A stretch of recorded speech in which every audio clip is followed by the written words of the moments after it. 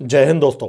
भारत ने India Myanmar border के पास बहुत बड़ा ऑपरेशन कर दिया है, जहां पे United Liberation Front of Asom independent ULFA I और उससे जुड़े हुए 3 और इंसर्जेंट ग्रुप्स नॉर्थ ईस्ट से उनके कैंप्स के ऊपर 150 से ज़्यादा ड्रोन से अटैक कर दिया है। और माना जा रहा है कि इन अटैक्स में इजरायली और फ्रेंच ड्रोन्स का इस्तेमाल किया गया है। ये जो ऑपरेशन है ये म्यांमार के जो टेरिटरी के अंदर सियांग नाम का एक रीजन है जो बॉर्डर भारत के बॉर्डर से मात्र 5 से 10 किलोमीटर दूर है, वहाँ पे ये हुआ है। और ये माना जा रहा है कि भारत ने म्यांमार के जो जनता जो है, जो वहाँ की जो अभी मिलिट्री डिक्टेटरशिप है, उसके साथ सेटिंग करके, उसके साथ अंडरस्टैंडिंग करके ये अटैक किया है ये इंसर्जेंट ग्रुप के अगेंस्ट। और ये चाइना के लिए बहुत बड़ा सेटबैक है। ये अटैक कैसे हुआ और इसमें डैमेज क्या हुआ और उल्फा और बाकी कौन से इंसर्जेंट ग्रुप्स के ऊपर भारत ने अटैक किया, इन सब के बारे में इस वीडियो में हम बात करेंगे। मेरा नाम है गिरीश और आप देख रहे हैं जियोपॉलिटिक्स। चलिए स्टार्ट करते हैं। देखिए, यहाँ पे जो अटैक है ये रात को 2 से 4 बजे के बीच में हो, मतलब अर्ली मॉर्निंग 2 AM और 4 AM के बीच में 2 घंटे के अंदर ये सारे अटैक्स हो गए सियागैंग नाम के रीजन में, जहाँ पे उल्फा का जो लीडर है लेफ्टिनेंट जनरल नयन असोम, वो मारा गया है। और माना जा रहा है कि 20 से ज़्यादा कैडर भी मारे गए और बहुत सारे जो कैंप्स हैं वो डिस्ट्रॉय हो चुके हैं। और ये जो अटैक हुआ था, ये अटैक को इंडियन आर्मी ने ऑफिशियली रिजेक्ट कर दिया है।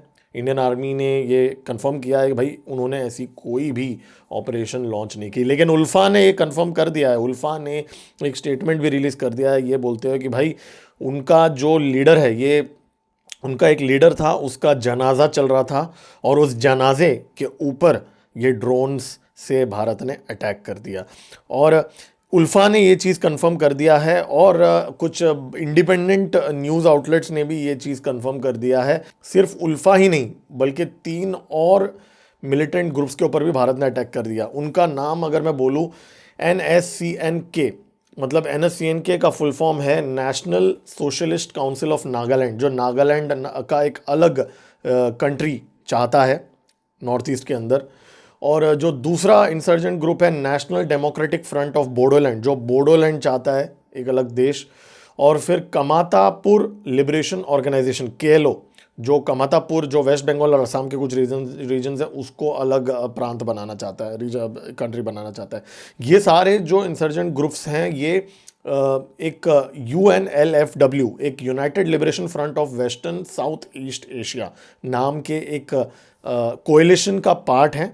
और माना जा रहा है कि इस अटैक के अंदर ये कोएलिशन में जितने भी इंसर्जेंट ग्रुप्स हैं उन सब के ऊपर भारत ने अटैक कर दिया है। देखिए, जब अगर हम उल्फा की बात करते हैं, ये 1979 में ये फॉर्म हुआ था और तब से लेके 1990s और 80s में इनका बहुत नॉर्थ ईस्ट में दबदबा हुआ करता था। बहुत ज़्यादा ब्लास्ट्स वगैरह कराए थे, किडनैपिंग्स, एक्सटॉर्शन, बहुत ज़्यादा हॉट थे ये लोग उस टाइम पे।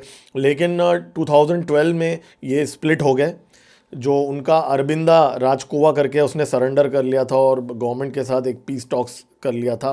तो उस टाइम पे उल्फा आई करके फॉर्म हो गया था, जहाँ पे परेश बरुआ नाम का जो उनका लीडर है उसने उल्फा आई नाम का ये टेररिस्ट ग्रुप फॉर्म किया आर्म्ड रेवोल्यूशन का। तब से लेके ये आर्म्ड रेवोल्यूशन चला रहा है। माना जा रहा है कि ये चाइना के यूनान प्रोविंस में इसने रेफ्यूज ले लिया। जी हाँ, चाइना ने इसको रेफ्यूज दे दिया है और वहाँ से ये बैठ के ऑपरेट कर रहा है और वहाँ से काडर का पूरा रिक्रूटमेंट करता है नॉर्थ ईस्ट के अंदर। माना जा रहा है कि इसके ग्रुप में मात्र 1000 से भी कम काडर है इस समय। लेकिन जो अगर हम ओवरऑल कोएलिशन की बात करें तो माना जा रहा है कि 10 से 15 हज़ार ट्रूप्स है सारों के मिला के। लेकिन देखिए, ये जो अटैक्स है ये भारत के लिए बहुत इंपॉर्टेंट इसलिए है क्योंकि भारत ने राइजिंग नॉर्थ ईस्ट समिट जो है वो किया था मई महीने में, मतलब 2 महीने पहले राइजिंग नॉर्थ ईस्ट समिट किया था, जहाँ पे नॉर्थ ईस्ट स्टेट्स में 4,30,000 करोड़ रुपीस का इन्वेस्टमेंट कमिट हुआ था उसके अंदर। और ये समिट के अंदर जापान, साउथ ईस्ट एशिया के बहुत सारे जो कंट्रीज़ है, थाईलैंड,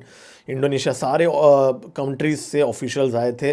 और भारत के नॉर्थ ईस्ट एरिया में 4,30,000 करोड़ वर्थ इन्वेस्टमेंट्स करने के लिए साउथ ईस्ट एशियन कंट्रीज तैयार है। और इसमें से 1,25,000 करोड़ तो सिर्फ अंबानी और अदानी ने कमिट किया है। जी हाँ, 50,000 करोड़ अदानी ने कमिट किया है और 75,000 करोड़ अंबानी ने कमिट किया अगले 10 साल के लिए। सो 4.3 लाख करोड़ रुपीस कमिट हो चुके हैं नॉर्थ ईस्ट के डेवलपमेंट के लिए। अब इतना ज़्यादा पैसा नॉर्थ ईस्ट में अगर लग रहा है तो उसकी सिक्योरिटी के लिए भारत को थोड़ा बहुत बंदोबस्त तो करना पड़ेगा ना। तो उसके लिए भारत ने ये साफ सफाई अभियान जो है, स्वच्छ भारत अभियान जो है, वो शुरू कर दिया है इंसर्जेंट ग्रुप्स के ऊपर। अब तो मणिपुर का प्रॉब्लम भी हम धीरे धीरे थोड़ा बहुत सॉल्व होते हुए यहाँ पे देखेंगे, क्योंकि ये इंसर्जेंट ग्रुप्स की जो जड़ें हैं उसको भारत यहाँ पे काट रहा है। बहुत सारे एम्प्लॉयमेंट अपॉर्चुनिटीज़ अब नॉर्थ ईस्ट के अंदर आने वाले हैं। ऑलरेडी भारत ने इंफ्रास्ट्रक्चर बहुत ज़्यादा इंप्रूव कर दिया है नॉर्थ ईस्ट के अंदर। अब इंफ्रास्ट्रक्चर के साथ साथ ये जो राइजिंग नॉर्थ ईस्ट समिट जो है, जिसमें बहुत सारे डील्स साइन हुए हैं, इसके बाद में ये बहुत क्लियर हो जाता है कि भारत नॉर्थ ईस्ट को अब इकोनॉमिकली इतना ज़्यादा डेवलप करेगा कि भाई ये जो इंसर्जेंट ग्रुप्स हैं जो गरीबों का फ़ायदा उठाते हैं और उनको गुमराह करके अपने काडर बना देते हैं, अब जब जो लोकल लोगों को जॉब्स मिलना स्टार्ट होगा नॉर्थ ईस्ट के अंदर, उनको मुंबई या बैंगलोर आना नहीं पड़ेगा, उनको वहीं एक अच्छा क्वालिटी का जॉब अगर मिलना स्टार्ट हो जाएगा तो वो लोग ये इंसर्जेंट ग्रुप्स को ज्वाइन नहीं करेंगे। और नक्सल प्रॉब्लम जैसे सॉल्व हो गया ना भारत के अंदर, ऑलमोस्ट सॉल्व हो गया है, उसी तरह ये इंसर्जेंट ग्रुप्स का भी प्रॉब्लम भारत कंप्लीटली सॉल्व करने की कोशिश कर रहा है। तो ये हमारी जो मोदी गवर्नमेंट की एक बहुत बड़ी अचीवमेंट है। उल्फा आई जो है, इसका बैकग्राउंड अगर हम लोग देखेंगे तो भाई पिछले साल, इनफैक्ट 2 साल पहले इन्होंने क्लेम किया, दावा किया था कि भाई असम के अंदर 24 जगहों पे इन्होंने बॉम्ब्स प्लांट किए हैं और ड्यू टू टेक्निकल फेलियर वो बॉम्ब्स नहीं ब्लास्ट हुए थे। तो उस टाइम पे इनका ऑपरेशन सक्सेसफुल नहीं था, लेकिन डेफिनेटली वो कुछ करने की कोशिश करे थे। और ये जो परेश बरुआ जो है, इस बंदे का जो अगर बैकग्राउंड अगर मैं बोलूँ तो चाइना में तो वो रेफ्यूजी ले चुका है, लेकिन उसका जो बेटा है उसको भारत ने किडनैप कर लिया था 2010 में। तब उस टाइम पे बंदे ने बोला था कि भाई मेरे बेटा इंपॉर्टेंट नहीं है, मेरे जो टेररिस्ट ऑर्गेनाइजेशन है वो ज़्यादा मेरे लिए इंपॉर्टेंट है। तो ऐसा ये आइडियोलॉजिकल सो कॉल्ड, पता नहीं कौन सी आइडियोलॉजी है, चाइना में बैठा हुआ है और कौन सा आइडियोलॉजी की बात कर रहा है, क्योंकि चाइना तो खुद नॉर्थ ईस्ट को अपना पार्ट बनाना चाहता है, तो वो थोड़ी इसको कुछ देंगे। तो यहाँ पे ये वाली बात है। तो अभी भारत जो है, भारत ने अपना डॉक्ट्राइन जो है वो चेंज कर लिया है। देखिए, अगर हम देखें, ऑब्जर्व करें, तो भारत में नक्सल का जो प्रॉब्लम है वो ऑलमोस्ट ख़त्म हो चुका है अभी। इनफैक्ट अभी रिसेंटली एक मैप भी रिलीज़ हुआ था, आप लोग को मैं दिखा देता हूँ ये मैप। वो मैप में अगर आप बहुत क्लियरली देख सकते हैं कि मतलब पिछले 15 साल के अंदर नक्सलिज्म जो है ऑलमोस्ट 80-90% ख़त्म हो चुका है, राइट। उसी तरह अब बारी है इंसर्जेंसी की। ये जो इंसर्जेंट ग्रुप्स है नॉर्थ ईस्ट के अंदर, इनको अभी भारत एग्रेसिवली ड्रोन स्ट्राइक्स करने वाला है इनके ऊपर। ये फर्स्ट स्ट्राइक्स नहीं होंगे दोस्तों, अब भारत अपना लेवल जो है ना थोड़ा अप कर रहा है। एक लंबा चौड़ा बैटल, कोमिंग ऑपरेशन करना, जंगल के अंदर घुस के, वो जो टीडियस प्रोसेस होता है जहाँ पे हमारी कैजुअलिटीज़ भी बहुत ज़्यादा हुई। इनफैक्ट ये जो ग्रुप ने मणिपुर के अंदर, माना जा रहा है कि जो 4 ग्रुप्स हैं जिसमें भारत ने अटैक किया, उनमें से एक ग्रुप ने एम्बुश अटैक भी किया था 2 साल पहले मणिपुर में, जहाँ पे 18 जवान हमारे शहीद हो गए थे।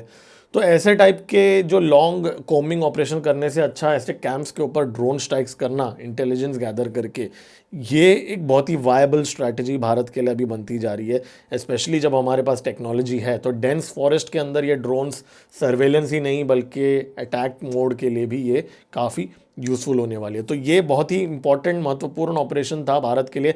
आई थिंक विद ड्यू क्रेडिट हमें ये चीज़ देना चाहिए। हालांकि मणिपुर में there have been major setbacks. I think हमारी गवर्नमेंट डेफिनेटली बहुत बेटर कर सकती है मणिपुर के अंदर। It has failed on certain fronts in Manipur, there is no denying in that fact. लेकिन बाकी बहुत सारे एरियाज़ हैं जहाँ पे हम अच्छा भी कर रहे हैं नॉर्थ ईस्ट के अंदर।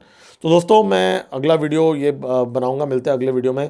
अगर आपने अभी तक इस वीडियो को लाइक नहीं किया ना, आप लाइक कर सकते हैं। मेरा नया चैनल है, मेरे चैनल को आप सब्सक्राइब भी कर सकते हैं। मेरा नाम है गिरीश और आप देख रहे हैं एम जियो पॉलिटिक्स। जय हिंद।